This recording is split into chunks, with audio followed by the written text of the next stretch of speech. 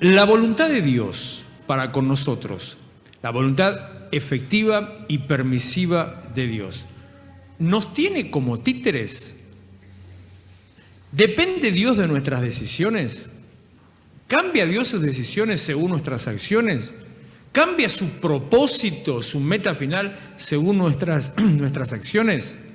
Y resumiendo todo esto, les leo ese texto, pero lo que dice Romanos 8:28 es, a los que aman a Dios, esto es, a los que fueron llamados conforme a su propósito, todas las cosas, se lo leí al revés a propósito del propósito, todas las cosas le ayudan a bien. Se lo leí en el contexto como deberíamos entenderlo para comprender lo que quiere decir el versículo.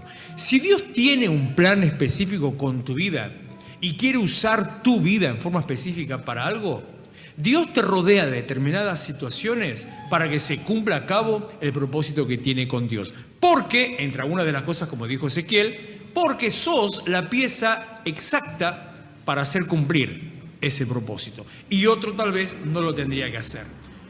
En esas cosas que Dios hace, ¿puede Dios violar sus principios? Le dijo a Samuel que mienta. Eso está tremendo. ¿Por qué no? ¿Puede Dios violar sus principios? Sí, Dios puede violar sus principios. ¿Por qué Dios puede violar sus principios? Porque Dios. Porque Dios. Justamente y nada más que eso. Precisamente porque es el único que puede violar sus principios. No cambia su palabra, ni el efecto de su palabra, pero sí puede violar sus principios del mismo modo que Dios puede violar los principios naturales, los principios de la física, a lo que se llama milagro. Que una persona resucite es una violación a un principio de la física, o de la biología, perdón. Y sin embargo, lo aceptamos. Que una persona se sane es una violación a un principio. Que una persona sea bendecida, prosperada, es una violación a un principio. Lo llamamos milagro. ¿Puede Dios violar un principio? Sí, si ese principio apunta a que se cumpla el propósito que Dios tiene conmigo. Atenti.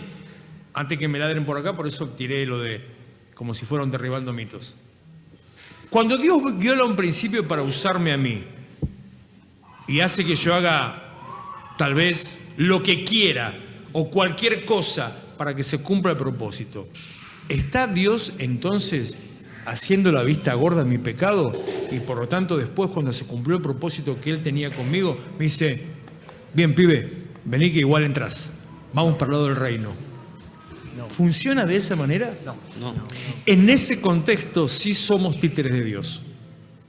Cuando Dios tiene un propósito específico con una persona específica y esa persona se revela al plan de Dios, pero Dios necesita que seas vos y no otro, entonces ahí sí somos títeres de Dios. ¿David sería uno? David, ubícame. David en el momento que peca y que después, digamos, que levanta la cosecha de su mal accionar. No, ya me ubico. Sí. No, el caso de David no, porque el propósito de Dios no era todo lo que le pasó después a David. Él fue un error, un pecado de él, por lo cual acarreó sus propias consecuencias y que lo llevó, incluso si queremos, la situación de Roboam es consecuencia también de aquel pecado de David. Pero no es David, pero sí Jonás. Jonás es un ejemplo claro. Sansón es otro ejemplo claro. Este Roboam es un ejemplo claro. Entonces, te usa, te fuerza, te provoca a hacer algo que ayuda al plan de Dios, aunque después si vos, vuelvo al que mencionamos ahí al pasar, Judas, aunque después si vos no te arrepentís, sos para perdición. Para terminar con el tema de Judas y que no quede en el aire ahí de sabor amargo, ¿fue creado para perderse? No.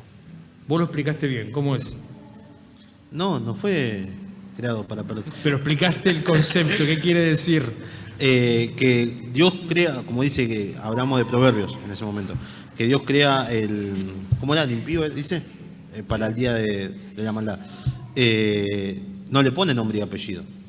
dice que Dios lo crea. O sea, va a haber una persona que cumpla esa función, ¿Y qué persona cumple esa función?